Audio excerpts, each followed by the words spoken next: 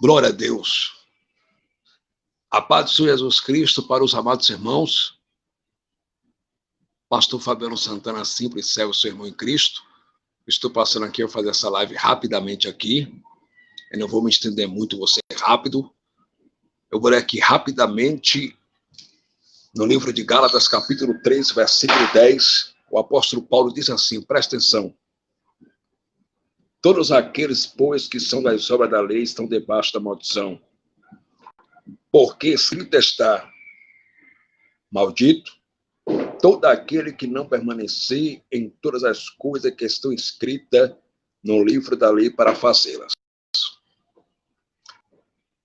Meus queridos amados irmãos, o apóstolo Paulo, entre os anos 48 a 49, provavelmente no que se pode prover depois de Cristo,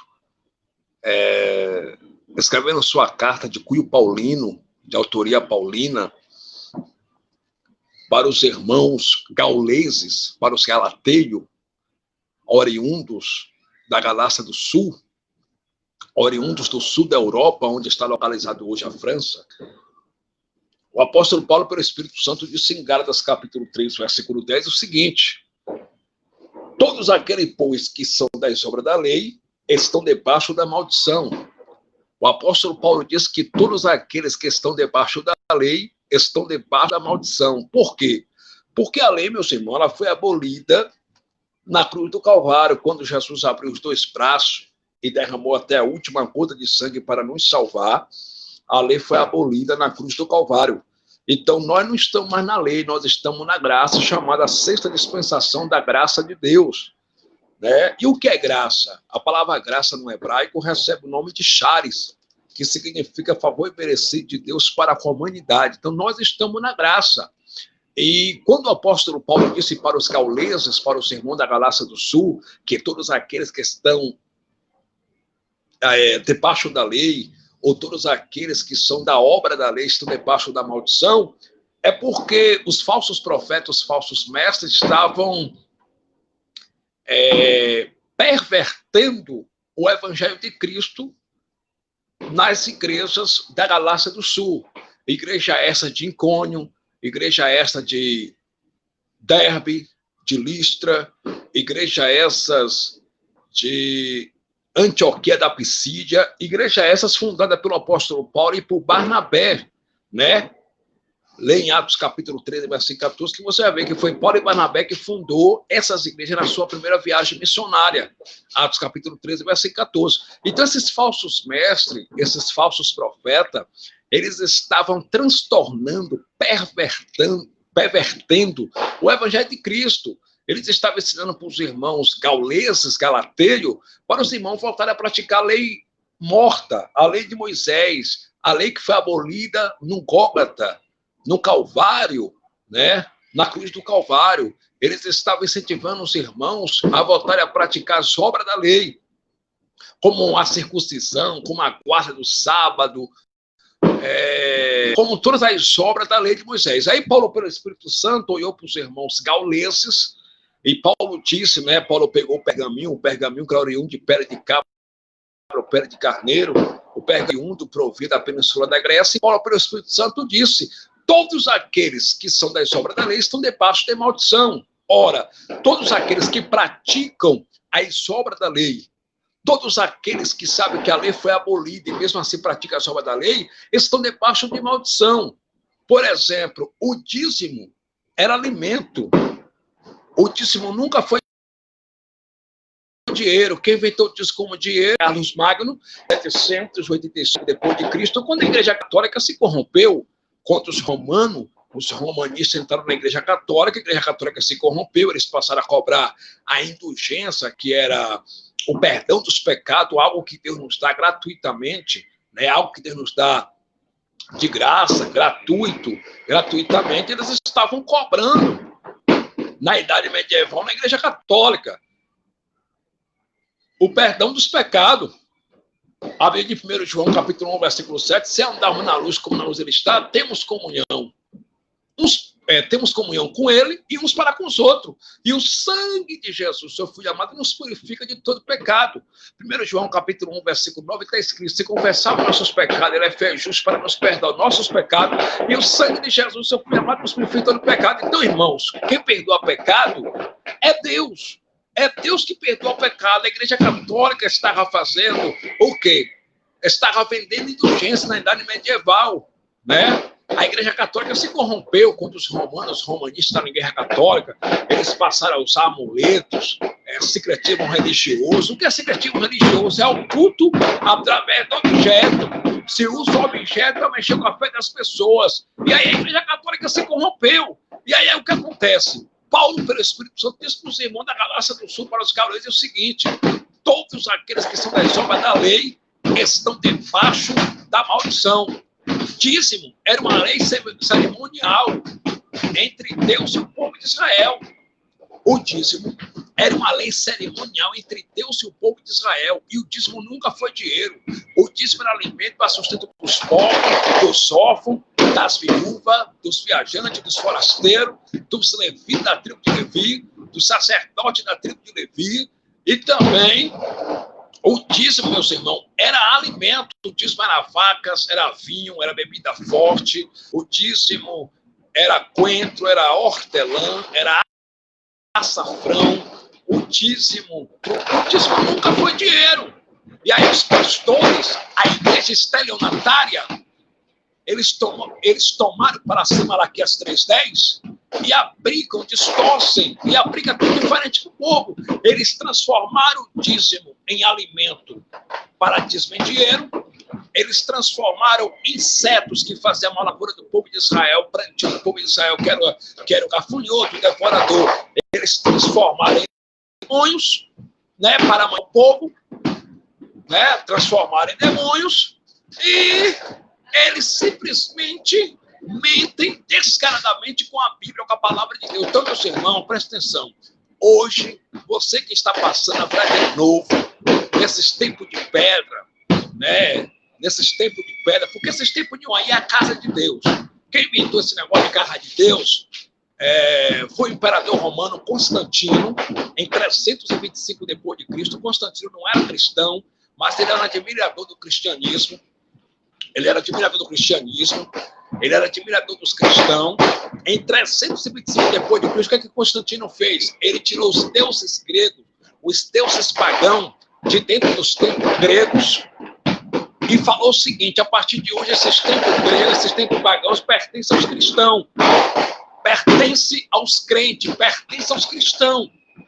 E aí o que acontece? Como Constantino tinha uma mente pagã, e ele era pagão, ele mandou, em 325 depois de Cristo, levantar basílicas na Igreja Católica, criar basílicas, levantar basílicas, e ele começou a chamar o templo da Igreja Católica de casa de Deus, de lugar santo.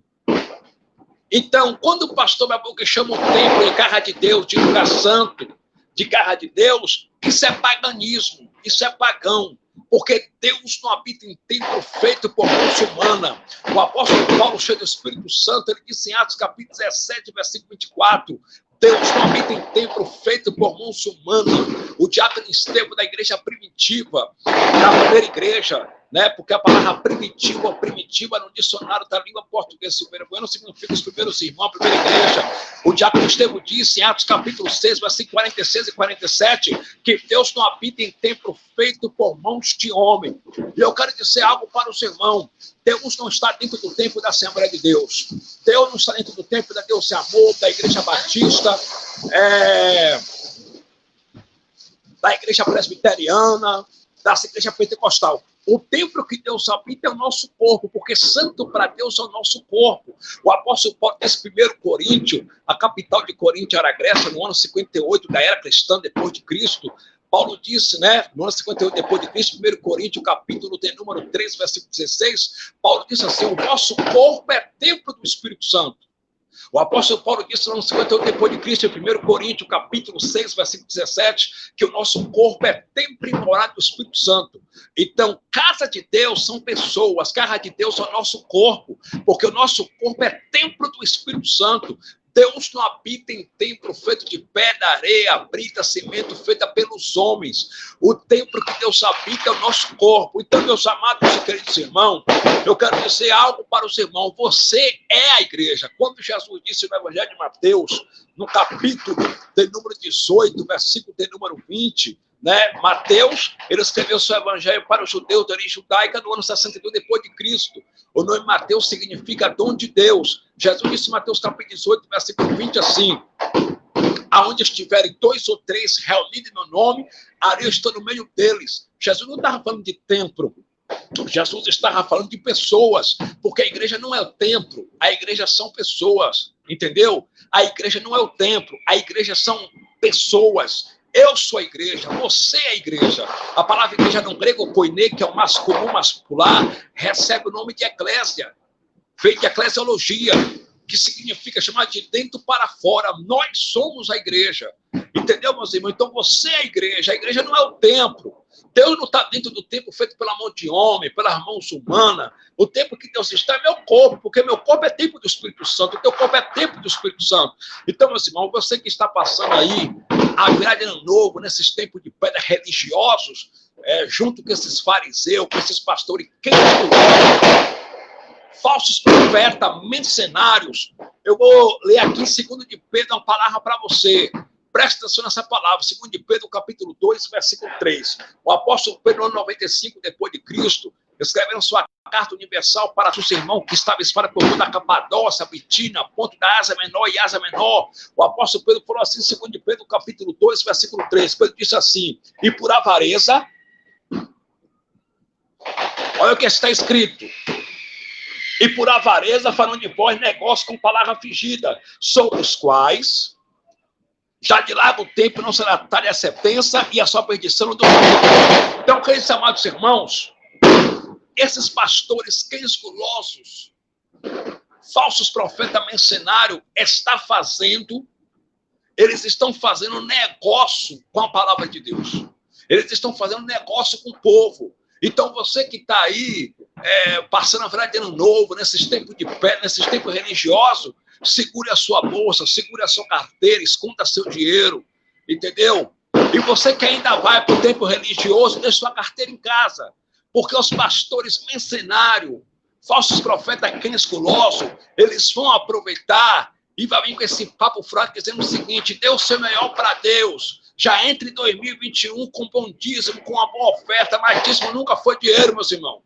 Dízimo era alimento. Não dê dinheiro para esses picareta. Não dê dinheiro para esses pastores quensculosos, falsos profetas, mercenários. Não dê, pelo amor de Deus, não dê. Pega o teu dinheiro, meu irmão, faz cesta básica e dá para o necessitado. Pega o teu dinheiro, compra remédio e dá para o necessitado. Cuida da tua esposa, cuida dos teus filhos, compra roupa para você, compra roupa para tua esposa. Cuida da tua mulher, porque a igreja começa na família, a igreja começa em casa. Cuida da tua esposa, cuida do teu lar, cuida da tua, manda teu pastor, mercenário, cambuloso, falso profeta trabalhar, entendeu? Manda ele trabalhar. Jesus está voltando, Jesus está nas portas. Esses caras são falsos profetas, meus irmãos. Está enganando a noiva de Cristo. E sobre eles Jesus disse em Mateus capítulo 7, versículo 15. Olha o que Jesus disse sobre eles em Mateus 7, versículo 15. Olha o que está escrito: acautelai-o, porém, dos falsos profetas. Isso aqui foi Jesus que disse. Jesus disse e Mateus escreveu. Mateus capítulo 7, versículo 5, versículo 15. Jesus disse assim: acautelar, reparando dos falsos profetas que vêm até vós vestidos como ovelha, mas interiormente são lobos devoradores. Esses homens são lobos cruéis, lobos devoradores. Leia Mateus capítulo 7, versículo 15. Eles são lobos cruéis. Eles não têm pena de catador de lixo, eles não têm pena de quem cata latinha, eles não têm pena de ajudante de pedreiro, ele não depende de ninguém, ele quer os 10%, meu irmão. E para isso eles usam o nome de Deus em vão, eles mentem com o nome de Jesus, eles colocam medo no povo, amedrontam o povo, para o povo dar dinheiro para os seus templos religiosos, para os seus templos de pedra. Cuidado, porque hoje, nessa velha de novo, os cães gulosos, os pastores mercenários em todos os estados do Brasil, hoje é o dia que eles vão querer tosquiar as ovelhas. Hoje é o dia que os pastores mercenários, cães gulosos, falsos profetas vão querer tosquiar as ovelhas. Então, abra o olho, vigie com eles. Entendeu? Você que ainda vai para esse tempo religioso, passar a verdade de ano novo, deixa a tua carteira em casa.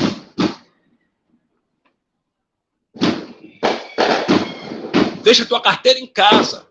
Porque hoje esses caras vão fazer de tudo para arrancar até o último centavo seu. Com esse papo furado de que você tem que dar seu melhor. Que melhor o quê, meu irmão? O melhor foi Jesus Cristo ter morrido por nós na Gólgota, meu irmão, na cruz central, na cruz do meio, na cruz do Calvário. Entendeu? O melhor foi Jesus ter morrido por nós, amém? Não dê o seu dinheiro para os pastores. Não dê, meu irmão, não dê. Não dê seu dinheiro para os pastores, cães gulosos, falsos profetas mercenários. Ajuda teu próximo, ajuda teu vizinho, ajuda teus parentes, ajuda tua família. Entendeu? Pratica o amor ao próximo, mas não dê seu dinheiro para esses picaretas da fé. Não dê seu dinheiro para esses pastores, cães gulosos, falsos profetas mercenários. Amém? Deus continue abençoando a todos. Um beijo no coração de todos e até a próxima live.